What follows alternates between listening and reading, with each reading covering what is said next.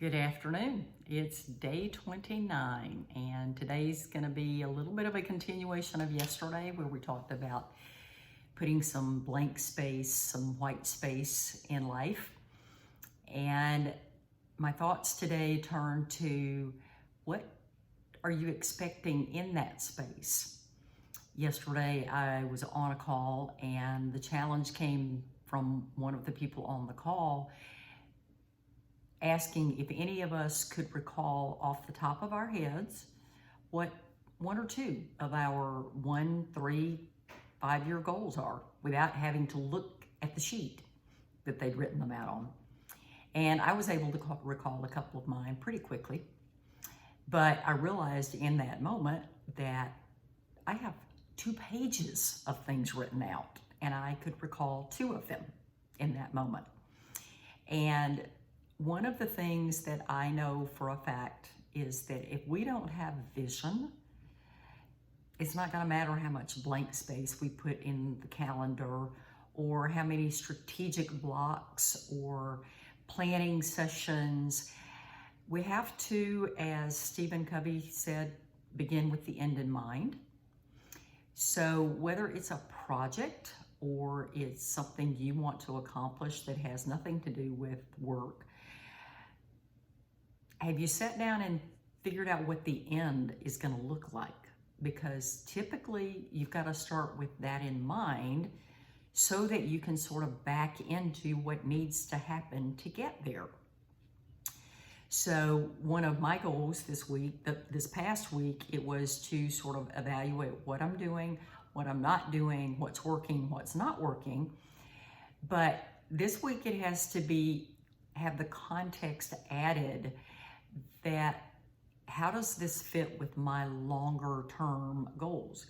And a lot of people are guilty, I used to be, of only making goals December 31st, January 1, that first week of January, and you're trying to consider what do you want to accomplish this year.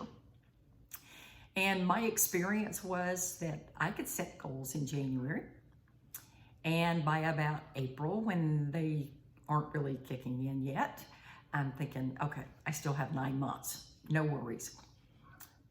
Then June comes and July, and okay, now we're in the second half of the year and it's time to really buckle down and start working on this. But then if you're not real careful, third quarter comes and goes and you're to October 1st and going, well, crap, this is not gonna work. So what can I get done between now and the end of the year?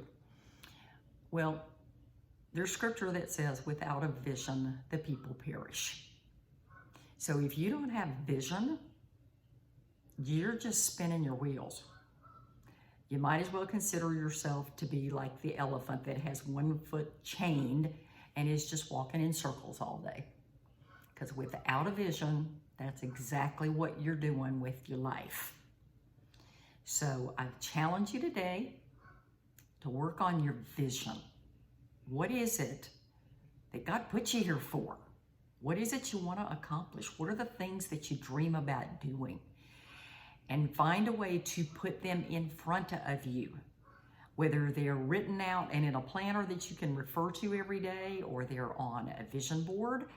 If there are pictures to put with the vision board, and there are classes out there that are, I can think of one right off the top of my head that she charges $7 to do a whole course on vision boards, but there's plenty of information about things like that. And you may not be the one that's gonna be excited about a vision board, but maybe there's another way for you to put your vision front and center. And how is your vision lining up with who you are? Does it fit with your core values? Does it fit with the thing that you believe you were put here for? So this week, work on your vision. We don't want you perishing. We want you thriving. And the best way to do that is get a handle on what's your vision. What's God's vision for your life? It is day 29, signing off, and I will see you tomorrow.